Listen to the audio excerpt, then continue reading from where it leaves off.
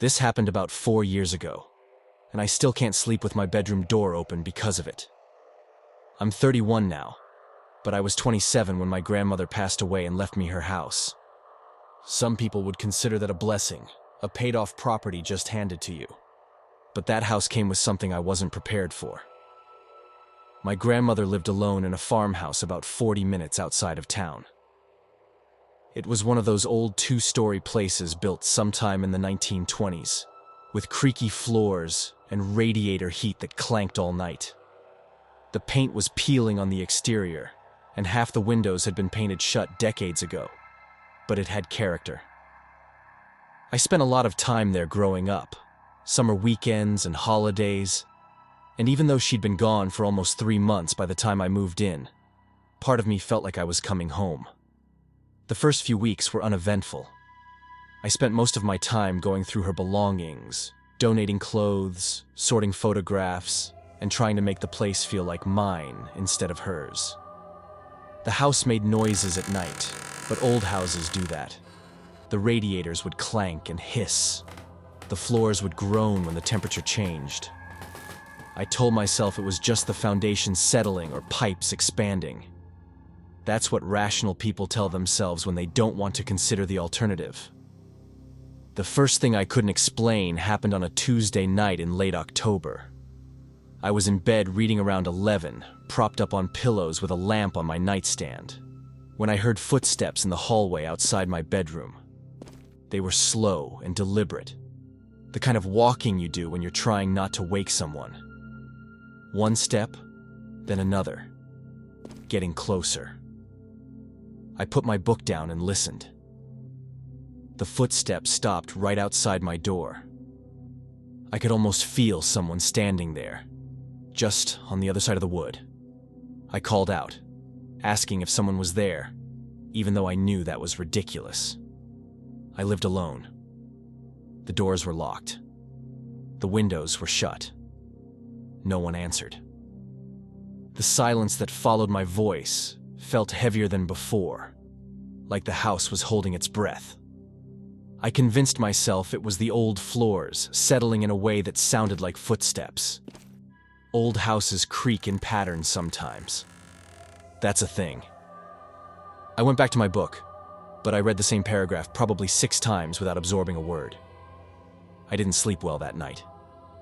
A week later, it happened again. Same time, around 11.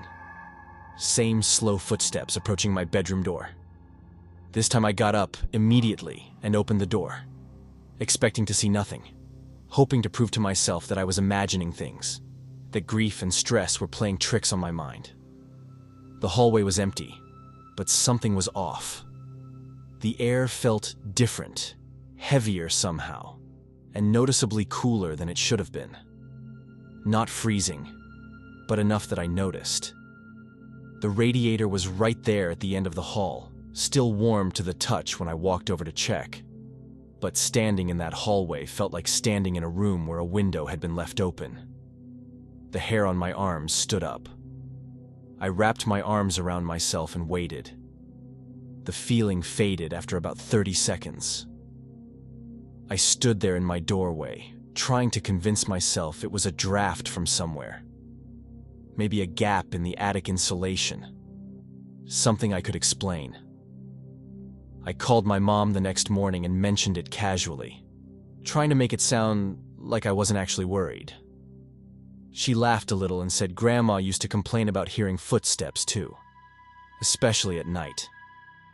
She'd blamed it on the house being old, the floors having memory or something like that. Mom said Grandma eventually just got used to it, treated it like background noise. That should have made me feel better. It didn't. 2 nights later, I woke up around 3 in the morning with the absolute certainty that someone was standing in my bedroom. I couldn't see anything. It was too dark, just the dim glow of streetlights seeping through the curtains. But I felt a presence near the foot of my bed. The weight of being watched was so heavy it was almost physical, like someone pressing down on my chest. I wanted to reach for my phone to use the flashlight, but my arms wouldn't move. My brain was screaming at my body to do something, to sit up, to turn on the light, to run. But I just laid there, frozen, staring at the darkness, where I felt something staring back. I don't know how long that lasted. It felt like minutes, but was probably seconds. Then I heard footsteps moving away from my bed, crossing the room toward the door. Slow, deliberate, the same rhythm as the hallway. Then nothing. The presence lifted. The room felt normal again. Just my bedroom, just the dark. But I couldn't shake the feeling that something had just left. I didn't move for another 10 minutes. When I finally reached for the lamp, my hand was shaking so badly I knocked it over. I turned on every light in the house and didn't go back to sleep. I started sleeping with a lamp on after that. I installed a camera in the hallway because I needed to prove to myself that nothing was there, that I was just stressed about the move and grieving, and my brain was playing tricks on me. I needed evidence that I was imagining things. The camera captured the footsteps the following week. I could hear them clearly on the audio, that same slow walking approaching my door. Deliberate, patient. But the video showed nothing. Just an empty hallway, my bedroom door, and the sound of someone walking where no one was visible. I showed my mom the footage. She didn't laugh this time. She watched it twice, then handed my phone back without looking at me. There was this long pause before she said anything.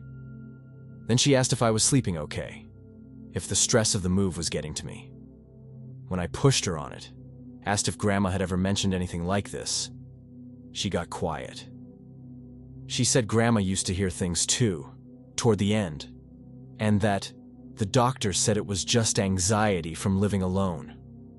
Then she changed the subject, but I saw her face when she listened to those footsteps. She heard them too. And she didn't have an explanation either. I sold the house 6 months later. I sold it for less than market value. But I didn't care. I never found out what was in that hallway, and honestly, I don't want to know.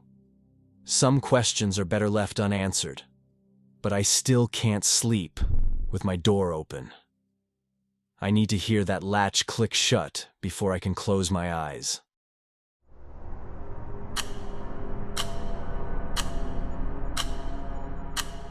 I worked as an orderly at a hospice facility for almost 2 years, from 2019 to 2021. The pay wasn't great, but the work felt meaningful. You're helping people at the end of their lives have some dignity and comfort. You see things that change you. You learn what really matters. The facility was a converted mansion from the early 1900s, renovated to hold about 16 beds across 2 floors. It had that old building charm that families liked, the kind of place that felt less clinical than a hospital. But it also had plenty of strange corners and rooms that didn't quite make sense. Hallways that turned at odd angles, closets in unexpected places. The architecture had a logic that belonged to another era. The night shift was always quiet. Most patients slept through the night, and my job was mostly monitoring, doing rounds every hour, helping anyone who needed to use the bathroom, and being available if someone was in distress. It was solitary work, just me and the nurse on duty, passing each other in hallways that felt too long at 3 in the morning. I was 34 when this happened, working the overnight alone with one nurse, a woman named Patricia, who'd been there for almost 10 years. She handled the medical stuff. I handled everything else. We had a rhythm by then, knew when to talk and when to leave each other alone. It was about 2 in the morning on a slow Wednesday when Patricia asked me to check on room 7. She said the call light had been going off intermittently for the past 20 minutes. But when she'd gone in, the patient, an elderly man named Harold, was asleep and hadn't touched the button. She figured the system was glitching and asked me to see if the button was stuck or something. Room 7 was at the end of the east hallway, past the main station and around 2 corners. The facility was quiet at that hour, just the hum of equipment and the soft breathing of sleeping patients. My footsteps sounded too loud on the hardwood floors. When I got to room 7, Harold was definitely asleep. I could hear his breathing, slow and labored the way it gets near the end. He'd been with us for almost 2 weeks, and we all knew he didn't have much time left. The call button was on the nightstand, untouched, the cord coiled neatly where the day shift had left it. I checked the connection, pressed it a few times to make sure it wasn't sticking, and everything seemed fine. I was about to leave when I noticed someone sitting in the chair by the window. My first thought was that a family member had stayed overnight, which happens sometimes despite the visiting hour rules. Families wanted to be there at the end, but visiting hours had ended at 9, and I hadn't seen anyone come in. I definitely would have noticed someone entering room 7. The person was just sitting there, hands folded in their lap, looking at Harold. I couldn't make out their face clearly in the dim light, just enough to see they were wearing what looked like older clothing. Something formal, like you'd wear to church. A dress with a high collar, something from another decade. I asked if they needed anything, thinking maybe I'd just missed them during my last round. They didn't respond, didn't move, didn't acknowledge me at all. I stepped closer and asked again if I could help them. Something felt wrong, but I couldn't place it. The room was too quiet. Not just silent, but muffled. Like sound wasn't traveling the way it should. The air felt thick. I took another step toward the chair, reaching for the light switch on the wall.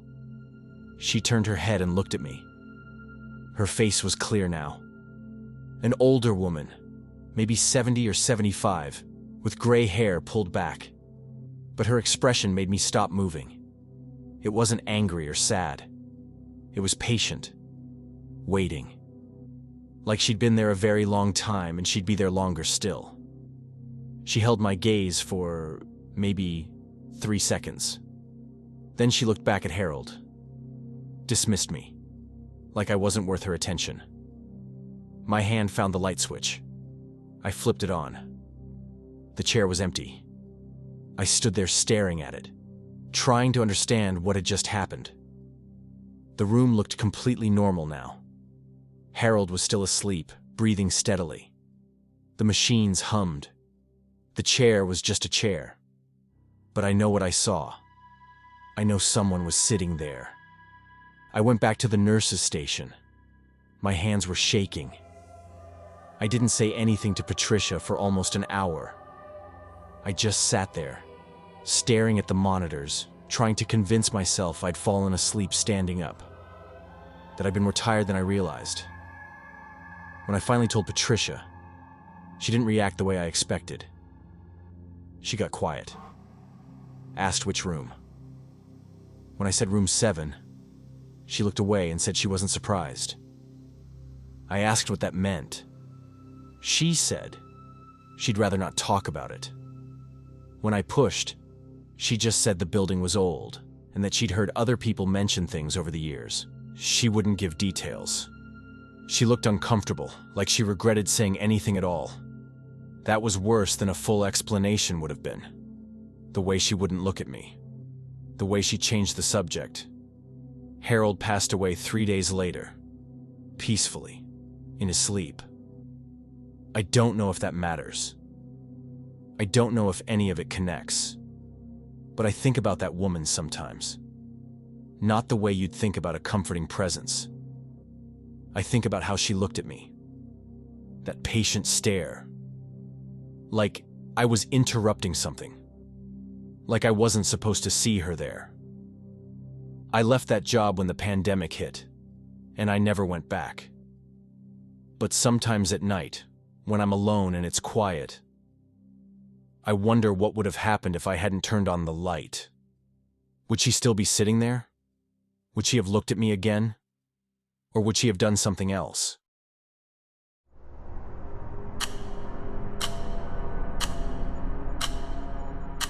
This story is from about 3 years ago, when I was 26 and still trying to prove to myself that I wasn't afraid of being alone. I'd rented a cabin in northern Minnesota for a long weekend in January.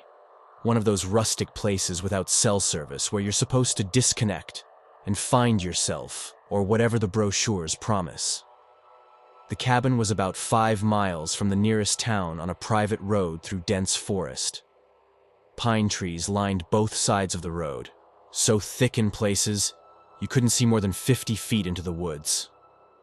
The cabin itself had electricity but no internet, a wood-burning stove for heat, and exactly the kind of isolation I thought I wanted. I was going through a breakup at the time, one of those slow-motion disasters where you both know it's over, but neither of you wants to be the one to say it out loud. I figured a few days of solo hiking and reading would help clear my head, give me perspective. The first 2 days were fine. Cold, obviously, well below zero at night, but the cabin was cozy once you got the stove going. To hike during the day when the sun made the snow sparkle like something from a postcard.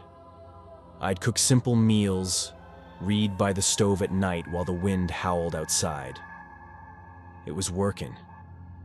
I felt better, more settled, less like my life was falling apart. The third night is when things changed. I woke up around 1 a.m. to the sound of knocking.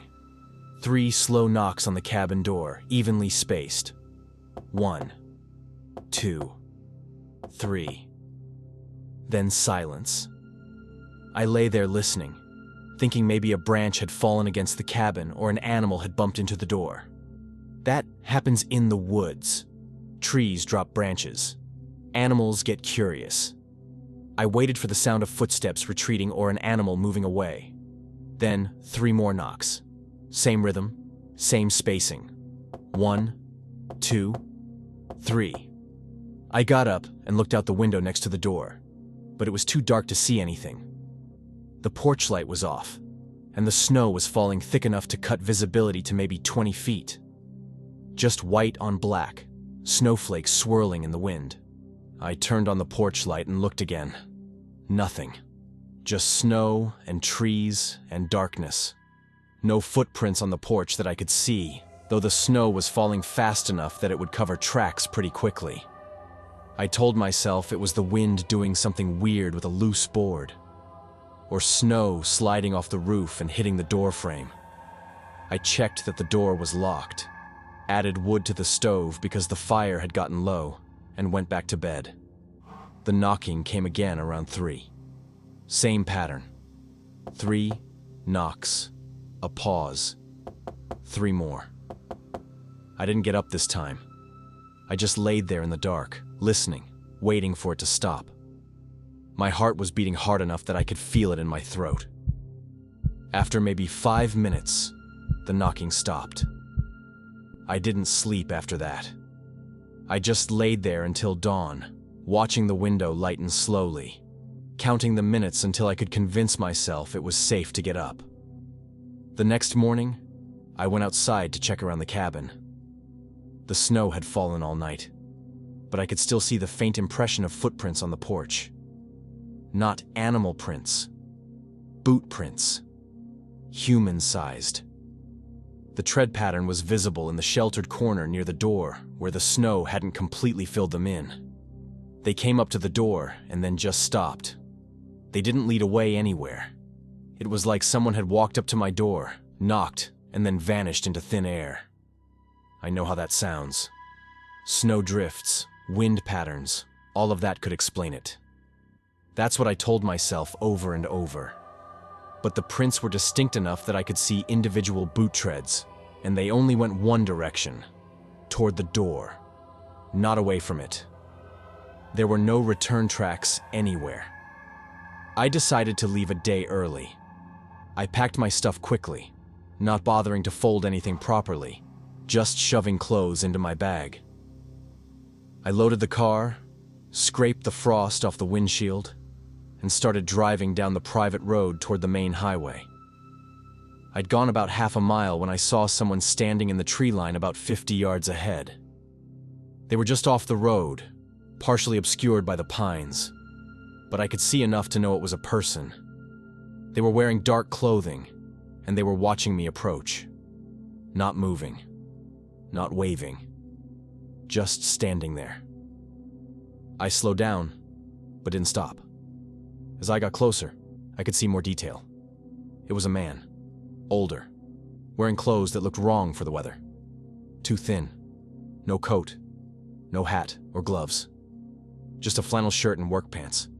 The kind of clothes you'd wear in fall, not the middle of January when it was 10 below. But that wasn't what made me grip the steering wheel until my knuckles went white. He was standing perfectly still. Not the way a person stands still when they're waiting for something. The way a photograph is still. No shifting of weight. No visible breath in the frozen air. Nothing. Just standing there in clothes that should have killed him in minutes. Watching me approach like he had all the time in the world. I had to pass right by him to continue down the road. The road was too narrow to turn around, and there was nowhere else to go. When I was about 20 feet away, he stepped out of the trees and onto the road. I stopped the car because I didn't have a choice. He just stood there, looking at me through the windshield. His face was hard to make out clearly with the snow still falling, but I could see enough. His expression was wrong, blank, in a way that didn't look natural. Not angry, not confused, not anything. Just empty. He didn't move, didn't wave for help, didn't approach the car. Just stood there, maybe 15 feet away, staring at me. Or through me. I couldn't tell which. I don't know how long we stayed like that. Probably only 30 seconds, but it felt much longer. I remember my hands shaking on the steering wheel. I remember the heater blowing warm air that suddenly felt like nothing at all. Every instinct I had was screaming that something was wrong with this man. But I couldn't have told you what. Then he turned and walked back into the trees. The way he moved made my skin crawl. Stiff. Wrong. Like someone who'd forgotten how their body was supposed to work. Within seconds, I couldn't see him anymore. The forest just swallowed him whole. The dark trunks and snow-covered branches closing behind him like a curtain. I didn't realize I was holding my breath until I started driving again. I drove to town and stopped at the first place I found. A small diner where the windows were fogged with warmth and the coffee smelled like something normal. I ordered a cup and tried to calm down, wrapping my hands around the mug like it could anchor me to reality. When I described the man to the waitress, trying to keep my voice steady, she stopped wiping the counter. She didn't say anything for a moment. Then she asked where I'd seen him. I told her. The private road, about half a mile from the Lindquist cabin. She nodded slowly, like that confirmed something. She said I wasn't the first person to mention seeing someone on that road. Usually in winter. Usually when the weather was bad. She said her grandfather used to warn people about going out that way alone. Something about a man who got lost in the woods a long time ago. She didn't know the whole story, just that people had been talking about it for as long as she could remember. I asked if she believed it. She shrugged, said she'd never seen anything herself. But her voice was careful, like she was choosing her words. She said her uncle claimed he saw something once, years ago. He wouldn't talk about it. Got angry when anyone brought it up. She went back to wiping the counter. I could tell she didn't want to say anything else. I never went back to that cabin. I never drove that road again. But sometimes, especially on cold nights when the wind is blowing and the windows rattle in their frames, I think I can hear knocking. 3 slow knocks. A pause. 3 more. And I wonder what he was doing at my door that night. Was he lost? Was he looking for help? The thing I can't stop thinking about is the boot prints. The ones that led to my door and stopped. They only went one direction. If he just needed help, why didn't he call out? Why didn't he try the door? What was he waiting for me to do?